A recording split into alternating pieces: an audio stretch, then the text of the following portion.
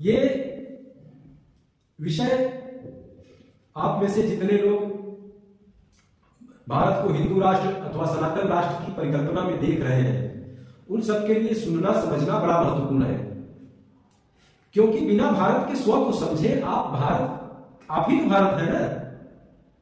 कौन है भारत? आप ही है भारत।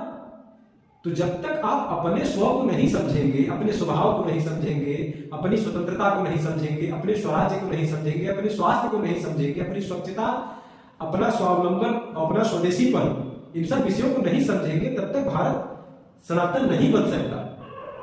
तब तक भारत पुनः सनातनी स्थापना की ओर नहीं बढ़ सकता। इसके लिए आपको स्वयं को समझना होगा। या आपके लिए है। जय गणेश मित्रों, आप सबको नमस्कार। आप सबका आभार। जो विषय आज आपके लिए मैंने चुना है उस विषय की चर्चा आजकल बहुत हो रही है, लेकिन समझ में नहीं आ रहा था कि इसका अर्थ क्या है। मैं एक कोशिश कर रहा हूं कि इसका शाब्दिक और प्रैक्टिकल अर्थ क्या हो यह आपको बता सकूं। वह विषय है भारत का स्व। मैं पुनः दोहरा रहा हूं, भारत का स्व। अब यह है क्या? हमारे परमादरणीय आरएसएस के बड़े संरक्षकों द्वारा और भारत के तमाम विद्वज्जनों द्वारा इस शब्द का प्रयोग लगातार हो रहा है। कुछ तो खास होगा इसमें। आज इसी विषय पे हम लोग विचार करते हैं। जितना मुझे समझ में आया मैं उतना आपको समझाने का पूरा प्रयास कर रहा हूं। भारत का स्व, स्व वास्तव में अर्ध शब्द है। अर्ध शब्द स्व। अब इसको पूरा किया जाए। इस स्व में क्या क्या शामिल है? भारत का स्व अर्ध शब्द है और इस स्व में क्या क्या शामिल है इसे पूरा किया जाए। सबसे पहले भारत का स्व भाव, स्व भाव। उसके बाद भारत की स्वतंत्रता। इसके बाद भारत का स्वास्थ्य, स्वास्थ्य। इसके बाद भारत की स्वच्छता, स्वच्छता। इसके बाद भारत का स्वराज्य। बड़ा महत्वपूर्ण विषय है भारत का स्वराज्य। इसके बाद भारत का स्वावलंबन, भारत का स्वावलंबन, स्वावलंबन। इसके बाद भारत का स्वदेशी, स्वदेशी। इसके बाद इन सब स्व के मेल से बनेगी भारत में समानता। और जब भारत में समानता का पदार्पण हो जाएगा तब भारत बन जाएगा स्वर्ग, सबसे अंतिम स्वर्ग। ये विषय आप में से जितने लोग भारत को हिंदू राष्ट्र अथवा सनातन राष्ट्र की परिकल्पना में देख रहे हैं उन सबके लिए सुनना समझना बड़ा महत्वपूर्ण है, क्योंकि बिना भारत के स्व को समझे आप ही तो भारत है ना। कौन है भारत? आप ही है भारत। तो जब तक आप अपने स्व को नहीं समझेंगे, अपने स्वभाव को नहीं समझेंगे, अपनी स्वतंत्रता को नहीं समझेंगे, अपने स्वराज्य को नहीं समझेंगे, अपने स्वास्थ्य को नहीं समझेंगे, अपनी स्वच्छता, अपना स्वावलंबन, अपना स्वदेशीपन, इन सब विषयों को नहीं समझेंगे, तब तक भारत सनातन नहीं बन सकता। तब तक भारत पुनः सनातनी स्थापना की ओर नहीं बढ़ सकता। इसके लिए आपको स्वयं को समझना होगा। या आपके लिए है। ये उस तरीके से मत रखिए कि मैं अपनी मां का सम्मान नहीं करता हूं, लेकिन मां बाप का सम्मान करना चाहिए लिखा हुआ है तो कोई और करता होगा। मैं यदि बहुत राष्ट्रवादी नहीं हूं, मैं धर्म के नाम पर अपनी जान न्यौछावर करने की हिम्मत नहीं रखता हूं तो कोई और रखता होगा, कोई तो होगा। मैं अपने देश की राष्ट्र की रक्षा नहीं कर रहा हूं, कोई कर रहा है। ऐसे मत करिए। पहले अपने अंदर झांकिए। आपका स्व, आपकी स्वतंत्रता, आपका स्वास्थ्य, आपकी स्वच्छता, आपका स्वराज, आपका स्वदेशीपन, आपका स्वावलंबन, आपकी समानता और अंत में आपका स्वर्ग में पदार्पण। यह है भारत का स्वर्ग। भारत पुनः स्वर्ग बन जाए, यही राम राज्य है। यही हिंदू राष्ट्र है और यही सनातन राष्ट्र है। भारत स्वर्ग भूमि था। बहुत गौरवमय इतिहास है भारत का, सब मिटा दिया गया तुर्कों ने, मुगलों ने और सबसे अधिक इन मलेक्ष अंग्रेजों ने सब कुछ बर्बाद किया। जितना बर्बाद कर सकते थे उतना भारत को बर्बाद किया, नोचा गया है भारत माता को। आप आज तक सुनते होंगे ना कि जितने भी आक्रांता आए सब भयंकर बलात्कार किए ना। आज के समय में 5 महिलाएं कहीं मिट्टी का तेल छिड़ककर अपने ऊपर आत्महत्या कर ले तो एक बड़ी खबर बनेगी। और कुंडों के अंदर लकड़ियां डालकर उनको जला के कई कई हजार हमारी माताएं कूद गई। पता है क्यों? क्योंकि उनकी आत्मा के साथ बलात्कार हो रहा था। भारत में तो बलात्कार जैसा कोई शब्द ही नहीं है, ये भी उर्दू का। भारत माता के साथ ये हुआ है, उनकी आत्मा के साथ। हम लोग उन्हीं के पुत्र हैं ना। आपके पुत्र अथवा पुत्री के साथ अन्याय हो, अपराध हो, तो उससे ज्यादा पीड़ा आपको होगी कि नहीं होगी? तो भारत माता को वो पीड़ा सहनी पड़ी। बहुत दिनों बाद ऐसा समय आया है कि भारत का स्व पुनर्जागृत किया जा सकता है। भारत के स्व में जितने अंग हैं उन पर एक एक करके मैं विचार प्रकट करता हूं। यदि आपको उचित लगे तो अपने इस छोटे भाई को आशीर्वाद दीजिएगा, और यदि कहीं से भी अनुचित लगे तो आपसे अनुरोध है कि बड़ा होने के नाते, मुझसे श्रेष्ठ होने के नाते, मुझसे ज्ञानवान होने के नाते आप मुझे सुझाव भी दें, ताकि मैं आगे इसे और सुंदर और स्वच्छ कर सकूं। एक बड़ी जिम्मेदारी मैंने ली है। मुझे ये पता है कि भारत की गरीबी का कारण क्या है, मुझे ये पता है कि भारत की परेशानियों का कारण क्या है। भारत आज इंग्लैंड से बड़ी अर्थव्यवस्था बन गया है और जमीन पर कुछ नहीं दिख रहा है। इसका कारण क्या है? केवल सरकार काम कर रही है, बाकी यहां के 80% लोग कुछ नहीं कर पा रहे हैं। उसका कारण क्या है? चलिए, सबसे पहले भारत के पहले स्वभाव, भारत का स्वभाव, इसे जानने के लिए हमको प्राचीन भारत की कल्पना को जानना होगा। प्राचीन भारत मतलब कोई वो आदिवासियों आदिमानवों वाला भारत नहीं। प्राचीन भारत मतलब कि भारत में जब स्वर्ण बनाया जाता था, इसीलिए भारत को सोने की चिड़िया कहा जाता था। प्राचीन भारत मतलब पूरा संसार अपना स्वर्ण ले आकर भारत को देता था, और भारत से विभिन्न प्रकार की वस्तुएं जैसे कपड़े, मसाले, अनाज, इसे ले जाया करता था। भारत स्वावलंबी था। भारत को कुछ भी बाहर से नहीं लाना होता था। भारत अपने यहां ही सब कुछ पैदा करता था। यह भारत का स्वभाव था। भारत सबको स्वीकार करता था, सबको स्वीकार करता था। यह भारत का स्वभाव था, है भी आज। वसुधैव कुटुंबकम की अवधारणा भारत में ही तो जन्म की। तो भारत का स्वभाव सबको एक रूप समझना, कितना बड़ा सिद्धांत दिया इसने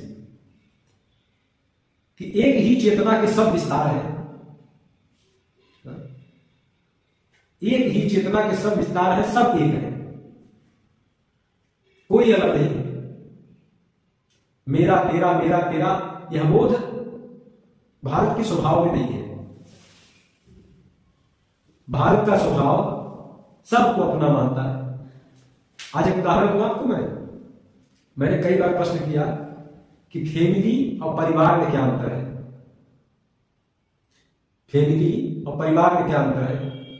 आप जब बीमा कराने जाते हैं, फैमिली प्लान लेते हैं, तो उसमें आप, आपकी पत्नी और आपके बच्चे, इतने ही लोग सम्मिलित होते हैं। ये फैमिली है। फैमिली की परिभाषा भी यही है। लेकिन परिवार दो शब्दों से मिलकर बना है। परि माने अपने, वार माने लोग, अपने लोग, जिन्हें आप अपना कह सकते हैं, जो आपको अपनाने को तैयार है। आंख बंद करिए, कितने लोग दिख रहे हैं, बिल्कुल अपने दिखने लगे। आपके वो परिवार है। आज फैमिली की वजह से परिवार नष्ट हो गए। भारत एक परिवार की तरह रहता था। भारत कि सब लोग अपने आप को एक दूसरे का समझते थे। कोई अतिथि का मतलब रिश्तेदार नहीं होता। अतिथि का मतलब होता है कोई भी आगंतुक, कोई भी व्यक्ति आपके घर पर आ जाए तो यहां देवताओं के समान समझा जाता था। बड़े भाव से उनकी सेवा होती थी, उनको देवताओं की तरह सम्मान दिया जाता था। खिलाना पिलाना ठहराना, तमाम लोग भारत में भ्रमण के लिए निकले रहते थे। उन्हें चिंता थोड़ी न थी कि पेट्रोल का कितना खर्च होगा, तेल का कितना खर्च होगा, ऐसा नहीं था। भारत का स्वभाव यही था। भारत में तो मालवा जैसी भूमि थी जहां पर जाने से लोग इसलिए परहेज करते थे कि वहां के लोग जबरदस्ती पकड़ के खिला देते थे। वहां के एक कवि ने लिखा है, घर घर रोटी घर घर पानी, मालवा की यही कहानी। वहां अगर आप अतिथि के रूप में जाते थे किसी घटसाल में तो जबरदस्ती पकड़ के लिए पानी तो आपको पीना ही होगा। मालवा को क्रॉस करना कठिन हो जाता था, आदमी कितना काफी फूल जाता था। यह था भारत का स्वभाव। भारत में स्वतंत्रता थी। दूसरा स्वभाव, सबके लिए स्वतंत्रता थी। कैसी स्वतंत्रता? आज जो जातीय बंधन में बांध दिया गया है, जन्म जन्मांतर आपकी जात यही रहेगी, आप यही रहेंगे, और उसका आश्रय वर्णों पर लिया जा रहा है। जातीय भेद करते करते हम मानव भेद तक आ चुके हैं। अब जाति नहीं, ये फलाने हैं, ये ढिमाका है, यानी ये अलग तरह के मानव हैं, इसको मानव भेद करते हैं। जातीय भेद करते करते हम मानव भेद तक आ चुके हैं। अब और कितना गिरना बाकी रह गया है। ये भारत के स्व में सम्मिलित नहीं है। भारत में स्वतंत्रता थी। कैसी स्वतंत्रता? किसी को भी कोई भी वर्ण अपनाने का, जाति केवल कौशल को प्रदर्शित करती है। आज का भी संविधान आपको अधिकार देता है कि आप किसी भी प्रकार का व्यवसाय कर सकते हैं भारत के किसी हिस्से में, और उस जात को आपने स्थायी कर दिया। जात तो केवल कौशल को प्रदर्शित करती थी। जैसे लोहे का कारीगर लोहार, सोने का कारीगर सुनार, चमड़े का कारीगर चर्मकार, जो दूसरा शब्द है वो गलत, चर्मकार। इसी तरीके से हमारे यहां जितने भी कौशल थे, उन कौशल का नाम था जिसको जात का नाम दे दिया। जैसे आज आप यदि चिकित्सक हैं तो आपको डॉक्टर कहा जाता है। यदि आप इंजीनियर हैं तो आपको इंजीनियर कहा जाता है। यदि आप व्यापारी हैं तो आपको बिजनेसमैन कहा जाता है। और उसी के साथ एक शब्द लगाया जाता है कि doctors community, engineers community, businessman community, यानी कि ये समुदाय, समूह, जिस तरह का कार्य आप करने लगे हैं उस तरह का समूह बन गया। लेकिन ये जन्म जन्मांतर तक नहीं होता था, क्योंकि भारत चलता था मनुस्मृति या मनुसंहिता। यही भारत का संविधान था जो कि आपको वर्ण चुनने का अधिकार देता है। इतनी बड़ी स्वतंत्रता है। जन्म से तो सभी शूद्र है ना, जरा समझिएगा इसको। आज जन्म से तो सभी शूद्र है। जन्म ना जायते शूद्रा गुण कर्म विभाग शब्द। शूद्र होना कोई खराब बात है? यदि खराब बात है तो अभी जो छोटा सा बालक जन्म लिया है, बालिका जन्म ली है, जो संतान अभी इस धरती पर आई है, किसी जीव का कोई भी शिशु इस धरती पर जन्म लिया है, वो शूद्र है। चलिए, उससे भी प्रिय कुछ है क्या इस संसार में? उससे भी स्वच्छ पुण्यमयी कुछ संसार में है जो पाप से रहित है, जो लोभ से रहित है, जो काम से रहित है, जो साक्षात ईश्वर का स्वरूप है, जिसका जन्म हुआ है, और वो शुद्ध है। अभी बताइए, शुद्ध होना खराब बात है? सब प्रेम करते हैं उससे। आपने जात के नाम पर शुद्ध कैसे प्रयोग कर लिया? हमारे धर्मशास्त्रों में तो ये नहीं था। ये विसंगति आई कहां से? कौन है इसका कारण? हमारे यहां महिलाओं के लिए स्वतंत्रता थी, कहीं भी आने की, जाने की, घूमने की, तीर्थाटन करने की, यज्ञ करने की, पढ़ने की, क्या क्या विदेशी महिलाएं हमारे यहां हुई, युद्ध लड़ने की। हमारे यहाँ महिला योद्धा भी हुई। और सबसे बड़ी चीज थी अपनी गृहस्थी चुनने की। जैसी गृहस्थी चाहती थी वो ऐसे ही गृहस्थी अपना निर्माण करती थी। पुरुषों का बहुत सहयोग गृहस्थी निर्माण में नहीं रहता था। यहां जीवों के लिए स्वतंत्रता थी, यहां खेत ज्यादा नहीं थे, यहां बागीचों की संख्या ज्यादा थी। इससे फर्क क्या पड़ता है पता है? लोग अधिक मात्रा में अन्न नहीं खाते थे, लोग अधिक मात्रा में फल खाते थे, जिससे वे स्वस्थ रहते थे। अभी वो भी स्वस्थ। लोग अधिक मात्रा में फल खाने से स्वस्थ रहते थे। और दूसरा, हमारे यहाँ के पशुओं को, जिनको आज जानवर कहा जा रहा है, दौड़ा दौड़ा के मारा जा रहा है, उनमें तार लोहे के लपेट दिए जा रहे, मर जा रहे हैं, गौओं को स्वतंत्र रूप से बागीचों में टहलने की छूट थी, क्योंकि बागीचों में उनको घास खाना था, उनको पर्याप्त घास मिलती थी और ऊपर से हमको मिलता था फल। हमारा भी काम, उनका भी काम चल रहा है। उनको भी स्वतंत्रता थी, मारा पीटा नहीं जाता था, दौड़ाया नहीं जाता था। आजकल गौशाला के नाम पर उनको जेल में बंद कर दिया गया है। जेल, मैं कह रहा हूं, दहाड़ भर पेट उनको भोजन मिल रहा है, जहां न वो अपनी इच्छा के अनुसार औषधियों का प्रयोग कर पा रही, न घूम टहल पा रही। क्या क्या अपराध किया है उसने? क्या आप अज्ञानी हो गए? यही अपराध है उनका ना, कि आपने फल खाना छोड़कर अन्न खाना शुरू किया, क्षमा करें, अन्न खाना शुरू कर दिया, यही अपराध है उनका। सबके लिए स्वतंत्रता, सबके लिए स्वतंत्रता, यह भारत का स्वर। अगला भारत का स्वर, यह तो बड़ा विभत्स है। इस समय स्थिति इसकी तो एकदम विभत्स है, नरक हो चुकी है बिल्कुल। स्वर्ग जैसा भारत इस स्वर के मामले में तो नरक हो चुका है। क्या? स्वास्थ्य। भारत का स्वास्थ्य ठीक नहीं चल रहा है, भारत बीमार है। अब क्यों बीमार है? केवल एक कारण, अज्ञान। कैसा ज्ञान? कुछ नहीं, स्वास्थ्य का ज्ञान किसी को रह ही नहीं गया है। लोग आजकल केवल ये खा लो तो ऐसा हो जाएगा, वो खा लो तो ऐसा हो जाएगा। मैं ये कह रहा हूं कि इसी वर्ष से, अभी से हमारे बच्चों को आयुर्वेद का बेसिक नॉलेज, आयुर्वेद का आधारभूत ज्ञान, वात पित्त कफ शरीर का निर्माण, आरोग्य, इन सब विषयों को अभी से हमारे बच्चों को एक छोटी सी पुस्तक के रूप में क्यों नहीं पढ़ाया जा रहा? यह अनुरोध तो मैं भारत सरकार से कर रहा हूं कि हमारी पाठ्य पुस्तकों में आयुर्वेद के आधारभूत विचारों को एक अलग विषय के रूप में क्यों नहीं पढ़ाया जा रहा है? भाई वो किसी विद्या को प्राप्त कर लेंगे, लेकिन अगर अस्वस्थ रहेंगे तो इसी भारत भूमि पर बोझ बन के रहेंगे। आज अस्पतालों में भीड़ लगी, आज श्मशानों में भीड़ लगी है, वहां भी खाली नहीं रहता, जाइए देखिए भीड़ लगी। 20 साल 25 साल के वो युवा जो कि अब बिल्कुल तैयार ही हुए थे, या जिनका अभी अभी शादी विवाह हुआ था, एक नई गृहस्थी बसी थी, कितना खर्च हुआ था,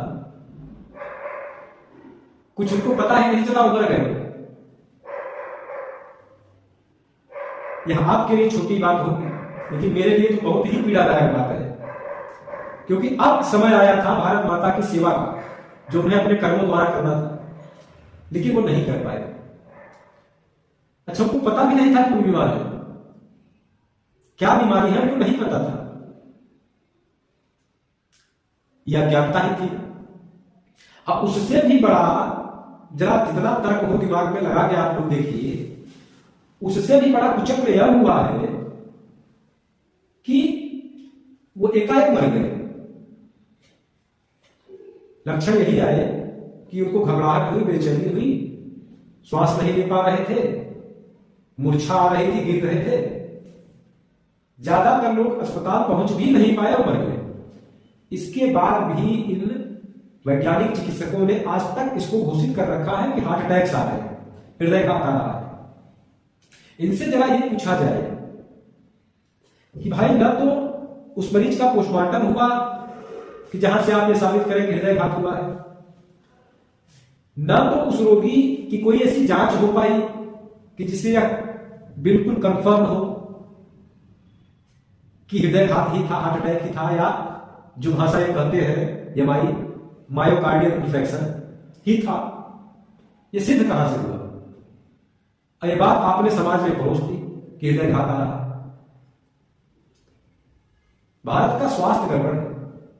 हमारे यहां 4 वय बताए गए थे, जिनमें अंतिम वय था वृद्धावस्था, बुढ़ापा। अब वो नहीं रह गया है, गायब हो गया। आप लोग कहते हैं ना विलुप्त प्राय, तो हमारे यहां से एक उम्र, एक वय गायब हो गई, उसका नाम है वृद्धावस्था। वृद्धावस्था में लोग खूब धर्म करते थे मोक्ष की प्राप्ति के लिए, खूब तीर्थाटन करते थे, केदारनाथ, बद्रीनाथ, रामेश्वरम, पूरे देश को पैदल नाम देते थे। इस हेतु था, जब वहां से लौट के आते थे तो पूरा गांव का गाजी बाजी के साथ स्वागत करता था और उनको देवता की उपाधि मिलती थी। आज वृद्धावस्था बिल्कुल गायब हो गई, उसका स्थान ले लिया है रोगावस्था ने। कौन सी अवस्था? रोगावस्था। वृद्धावस्था नहीं लेंगे। जितने भी वृद्ध हैं सब रोगी हैं, सब बीमार हैं। किसी के अंदर बल, पौरुष, स्वास्थ्य आदि विषय रह ही नहीं गए हैं। वृद्धावस्था पूरी तरीके से रोगावस्था में कन्वर्टेड हो गई है। जो हमारे यहां चमकते चेहरों वाले बुजुर्ग हुआ करते थे ना, वो बहुत थोड़े से रह गए हैं। और जितने लोग रह गए हैं सबको मैं प्रणाम करता हूं। बाकी केवल रोग, पीड़ा, उपचार, दवा, ऑपरेशन, इसी में उनका एक पूरा समय कट रहा है। भारत का स्वास्थ्य बच्चों के स्तर पर भी बहुत गड़बड़ है। अभी ये भौतिक स्वास्थ्य की बात चल रही है, मानसिक स्वास्थ्य की चर्चा तो मैं करूंगा ही नहीं आज, उसमें बहुत समय जाएगा। बच्चों का स्वास्थ्य बहुत गड़बड़ चल रहा है। क्यों? एक तो उन्हें अंधाधुंध दूध पिलाया जा रहा है, पहला कारण अंधाधुंध दूध पिलाया जा रहा है। दिन भर उसके मुंह में एक बोतल दे दिया है, किसी बोतल की वजह से यह चुप है, यह चुप कराने की मशीन है। देखो जितना दूध पिएगा उतना मेरा बच्चा स्वस्थ हो जाएगा। आप यह सूत्र अपने ऊपर जरा लागू करके देखिए। दिन भर आप खाते रहे, दिन भर खाते रहे, और जितना खाएंगे आप उतने पहलवान हो जाएंगे, उतने स्वस्थ हो जाएंगे। क्या यह सूत्र सही है? आप बीमार हो जाएंगे। जितनी आवश्यकता हो उतना ही दूध पिलाइए। माताएं कोशिश करें कि अपना स्वास्थ्य अच्छा रखें और अपना दूध पिलाएं। बच्चों को 6 माह तक और भरपूर दूध पिलाएं, क्योंकि आपका दूध ही उनके लिए अमृत है। आपके दूध से ही उनके शरीर में कोशिकाओं का विकास होता है। इसी 6 महीने में ही बच्चों का रंग रूप सब कुछ निखर के आता है, और इसके लिए आपका स्वस्थ होना परम आवश्यक है। यदि आप स्वस्थ नहीं है तो आप उनको अमृत नहीं दे पाएंगे। आप गौ माता के ऊपर आश्रित हैं, वो तो अपना फर्ज निभा ही नहीं है। लेकिन एक चीज और समझ लीजिए, इस संसार में आज के समय में मनुष्य ही एकमात्र जीव है जो किसी दूसरे जीव का दूध पीता है, अपने बच्चों को पिलाता है। गौदूध परम पावन है, परम पावन है। लेकिन जिस हिसाब से व्यापारिक उपयोग किया जा रहा है वो ठीक नहीं। इतनी ज्यादा मांग आपने कर दी है कि हमारे यहां की जो देसी गौएं थी वो समाप्त हो गई धीरे धीरे, जिनमें घी पाया जाता था, और उनका स्थान इन विदेशी गौओं ने ले लिया जिनमें घी नहीं होता। ये घी नहीं होता, ये तेल होता है। उनमें घी में स्वर्ण होता है। तो स्वास्थ्य के विषय पर भी सोचना होगा। विभिन्न प्रकार के एडवर्टाइजमेंट जो आते हैं उनको देखकर बच्चे लोलुप हो जाते हैं, तुरंत आप लोग उनको ले आके खिला देते हैं। दिन भर बिस्कुट, चिप्स, ये वो क्या क्या आपको खिलाए जा रहे हैं। जो मध्यम वर्गीय अथवा निचले स्तर के परिवार है वहां स्थिति और दयनीय है। 1-2 रुपए के बड़े बड़े पैकेट आजकल आ रहे हैं, केमिकल से सब बने, सब केमिकल से बने। उनको खूब खिलाया जा रहा है बच्चों को, जिससे बच्चों में भयंकर रोग उत्पन्न हो रहे हैं। और ये यही बच्चे हैं जो 20 साल 25 साल के होते होते मर जाएंगे। बात समझ में आई? कौन सा अटैक है? यह बाजार का अटैक है। उस बाजार में आपके बच्चे पर अटैक किया है, उसको बीमार बना देगा। इस स्तर पर भी भारत को काम करना होगा। अगला स्व है स्वच्छता। मैं हाथ जोड़कर, शीश नवाकर सभी भारतवासियों को धन्यवाद करता हूं कि जिन्होंने इस प्रकार का प्रधानमंत्री चुन लिया, जिसने स्वच्छता को एक विषय, एक विभाग बना दिया। तो यह स्व तो हमारा पूरा हो गया। अब जो स्व बचे हैं उनमें है स्वराज्य।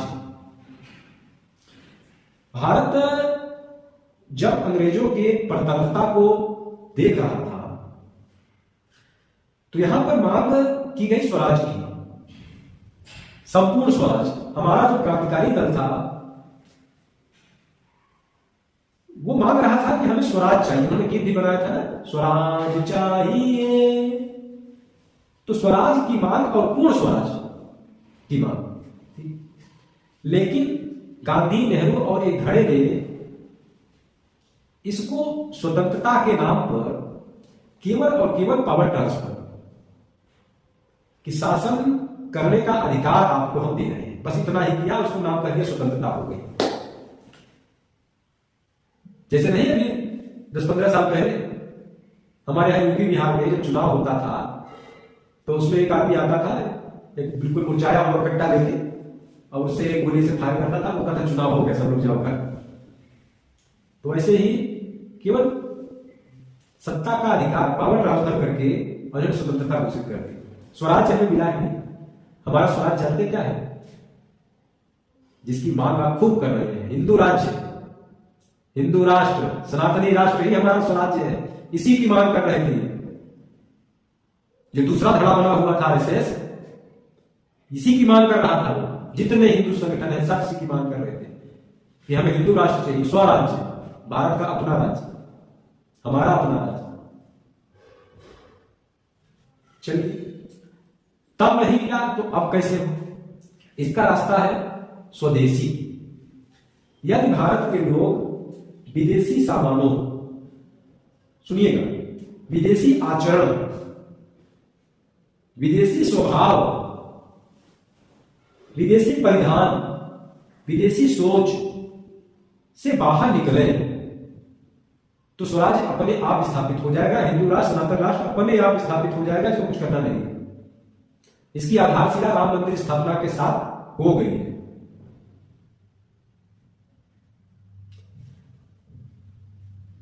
आप जूता खरीदते हैं नाइकी का, रिबॉक का, पूमा का, किसका पता नहीं किसका किसका, और अंग्रेजी नाम हो तो और अच्छा नाम होता है, महंगा खरीदते हैं। अब कहते हैं भारत में क्वालिटी ठीक नहीं है। कैसे क्वालिटी ठीक रहेगी? यहां जूता खरीदेंगे 500 का और वहां खरीदेंगे 50,000 का। सामान की कीमत होती है। भारत के जो ब्रांड है उनको आप खरीदना शुरू करिए। भारत के जितने महंगे ब्रांड हैं उनको आप खरीदना शुरू करिए, उनको आप ब्रांड बनाइए ना। लोग और बढ़िया चीजें बनाएंगे। आप पहले अपने अंदर, स्व के अंदर ये बदलाव करिए कि मैं पूर्णतया भारतीय परिधान। अब परिधान में क्या कहा जाए? हमारे यहां शादी विवाह कार्यक्रम में या मंगलिक कार्यक्रम में लोग मंगलवेश या पीताम्बरी धारण करते थे। अब आजकल मैंने देखा है कि जून में, मई में शादियां होती है और ये मूर्ख कोट और टाई लगा के शादी जाते हैं। अब कोट टाई में तो कुछ राहत है, एक अरबी वस्त्र है शेरवानी जो पूरी तरीके से ढका रहता है शरीर, उसको अगर ठंड में पहन दिया जाए तो गर्माहट आ जाए। उसको पहनकर ये सब जून और मई में विवाह कर रहे हैं।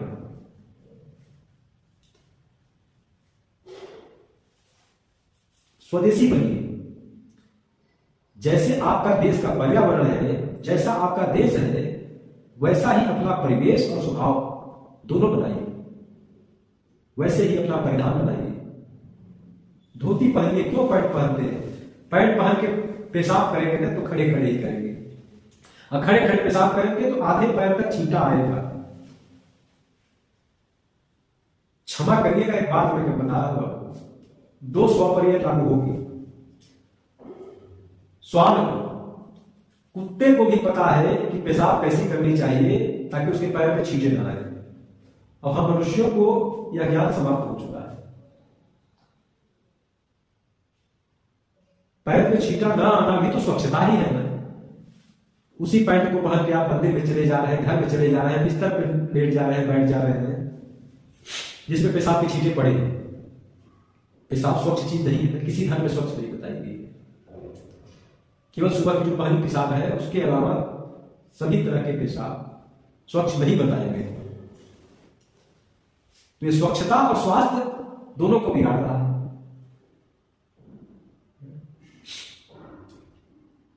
कुत्ते से एक उदाहरण और याद आया हम अपने लोगों के लिए कि कुत्ते के पेट में जब कीड़े पड़ जाते हैं तो वो घास खा के उल्टी कर लेता है, जिसको डिवॉर्मिंग कहा जाता है। हमें भी सप्ताह में एक बार यह काम, जिसको गज क्रिया कहा जाता है, नोट कर लीजिए, यूट्यूब पे देख लीजिएगा, गज क्रिया। गज क्रिया यानी वमन क्रिया, पूरी डिटेल उसने देख के स्वामी रामदेव जी ने बताया हुआ है, बहुत से वीडियो है उसमें। सप्ताह में एक बार कर लिया जाए, पता नहीं कितनी बीमारियों से हम बचे रहे, गैस वैस सब समस्या खत्म। और उसको करना मैंडेटरी है, वो हमारे कर्म का पार्ट है, जो शरीर को स्वच्छ रखने के लिए कर्म बताए गए हैं उसका पार्ट। यह स्वदेशी आचरण है। प्लास्टिक के गिलास में पानी पीने से कैंसर होता है, और वही प्लास्टिक का ब्रश दांतों में रगड़ रगड़ के घिस घिस खत्म हो जाता है, बस कम हो जाता है, बिल्कुल नैनो फाइबर्स में आपके मुंह में, आपके पेट में जा रहा है, और उससे कैंसर नहीं होगा मुंह का कि पेट का। ये तो कंफर्म है ना, प्लास्टिक से कैंसर होता है। भारत का स्वदेशी दातुन है, नहीं मिल रही है दातुन, मंजन अम्ली से करिए, कोई नहीं कर रही। दांत थोड़े कम सफेद रहे कोई फर्क नहीं पड़ता, दांत मजबूत रहे, स्वस्थ रहे, और कम से कम कैंसर ना हो, दांत ना भी रहे कोई फर्क नहीं पड़ेगा। दूसरा स्व है स्वावलंबन। जब स्वदेशी भारत में स्थापित होगी पूर्ण रूप से, हम भारत की जो ब्रांड है उनको प्रमोट करेंगे, तो भारत के अंदर स्वावलंबन आएगा। पहले भारत कैसे चलता था पता है? एक गांव के अंदर ही पूरा भारत बसा है इस नतीजे से। नए गांव भर के लोगों के बाल काटता था, लोग उसके बदले उसको अनाज देते थे। लोहार पूरे गांव के लकड़ी का लोहे का काम करता था, लोग उसके बदले उसको अनाज देते थे। पूरे गांव के लोग जो है कृषि करते थे, खुद की सब्जी पैदा करते थे, खुद का दूध घी पैदा करते थे।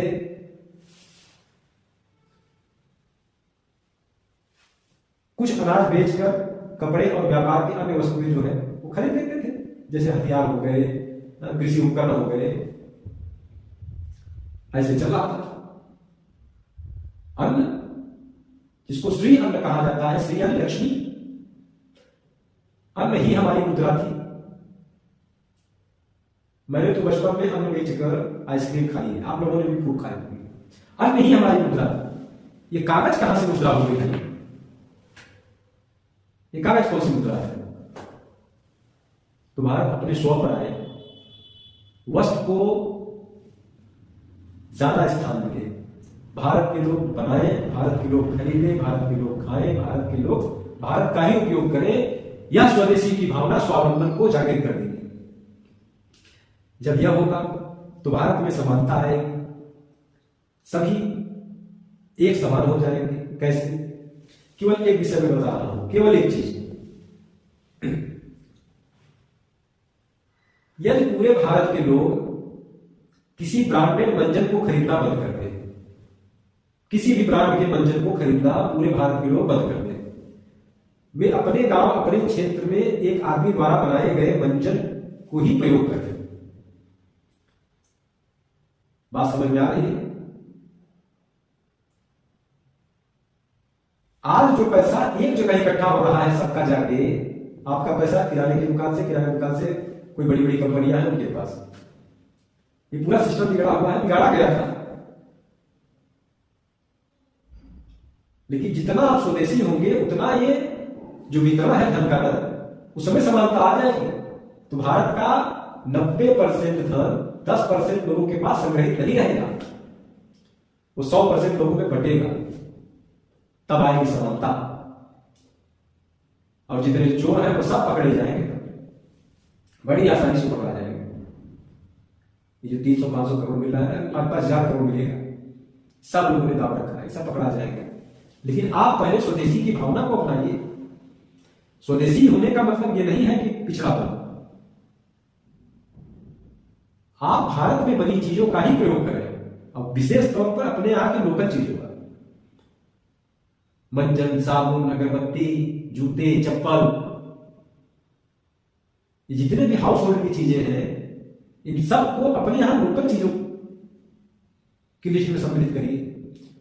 साबुन बनाना कोई बहुत बड़ा वैज्ञानिक कार्य नहीं है भाई, कोई भी साबुन बना सकता है। आपके यहां लोकल में कितने प्रकार की अगरबत्तियां लोग बना रहे हैं, लेकिन आपको बेच नहीं पा रहे हैं, बर्बाद हो जा रहे हैं। आप केवल एक ब्रांड पकड़ लेंगे, बस उसी को पकड़ लेंगे। आपके जीवन में भी जो दुर्गति है, आपके पास कोई व्यापार नहीं है या आपका व्यापार नहीं चल पा रहा है, इसका कारण आप स्वयं। आपके पास भी पैसा होगा तो आप भाग जाएंगे बाहर, शॉपिंग करने बड़े शहर बन जाएंगे। आपका पैसा बाहर चला गया ना।